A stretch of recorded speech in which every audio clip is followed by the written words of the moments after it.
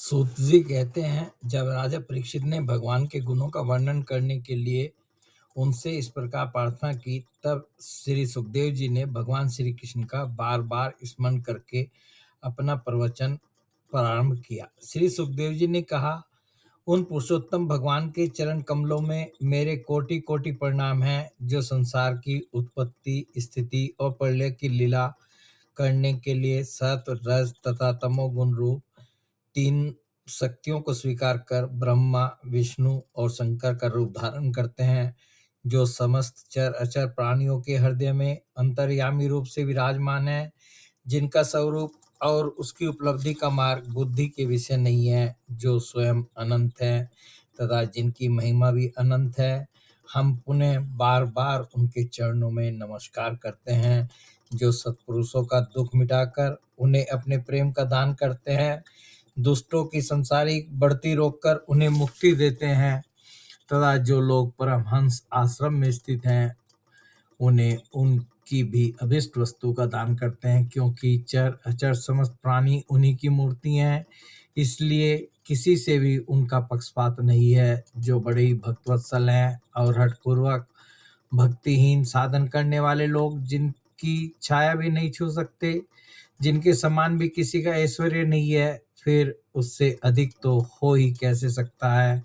तथा ऐसे ऐश्वर्य से युक्त होकर जो निरंतर ब्रह्म स्वरूप अपने धाम में विहार करते रहते हैं, उन भगवान श्री कृष्ण को मैं बार बार नमस्कार करता हूँ, जिनका कीर्तन, स्मरण, दर्शन, वंदन, श्रवण और पूजन जीवों के पापों को तत्काल नष्ट कर देता है। उन पुण्य कीर्ति भगवान श्री कृष्ण को बार बार नमस्कार है। विवेकी पुरुष जिनके चरण कमलों की शरण लेकर अपने हृदय से इस लोक और परलोक की आसक्ति निकाल डालते हैं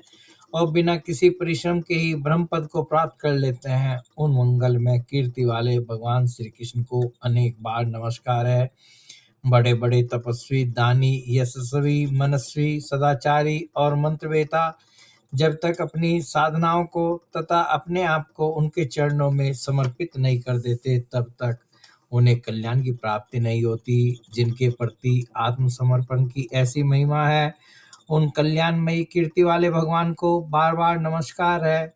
किरात, हून, आंध्र, पुलिंद, पुलक्ष, आभीर, कंक, यमन और खस आदि नीच जातियां तथा दूसरे पापी जिनके शरणागत भक्तों की शरण ग्रहण करने से पवित्र हो जाते हैं, उन सर्वशक्तिमान भगवान को बार बार नमस्कार है। वही भगवान ज्ञानियों के आत्मा हैं, भक्तों के स्वामी हैं, कर्म कांडियों के लिए वेद मूर्ति हैं, धार्मिकों के लिए धर्म मूर्ति हैं और तपस्वियों के लिए तप स्वरूप हैं। ब्रह्मा, शंकर आदि बड़े बड़े देवता भी अपने शुद्ध हृदय से उनके स्वरूप का चिंतन करते और आश्चर्यचकित होकर देखते रहते हैं। वे मुझ पर अपने अनुग्रह की प्रसाद की वर्षा करें, जो समस्त संपत्तियों की स्वामिनी लक्ष्मी देवी के पति हैं, समस्त योगों के भोक्ता एवं फलदाता हैं, प्रजा के रक्षक हैं, सबके अंतर्यामी और समस्त लोकों के पालन करता है तथा पृथ्वी देवी के स्वामी हैं,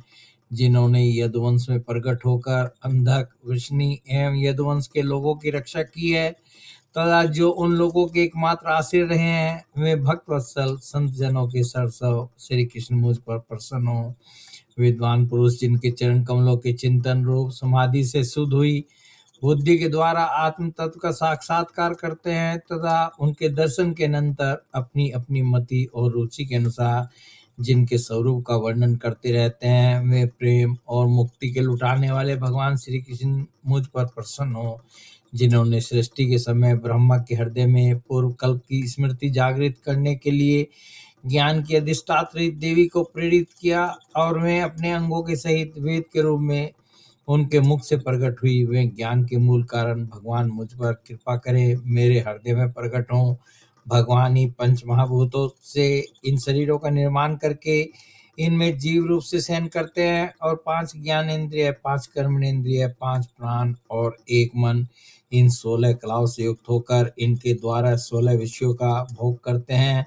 वे सर्वभूत में भगवान मेरी वाणी को अपने गुणों से अलंकृत कर दें। संत पुरुष जिनके मुख कमल से मकरंद के समान झरती हुई ज्ञानमयी सुधा का पान करते रहते हैं, उन वासुदेव अवतार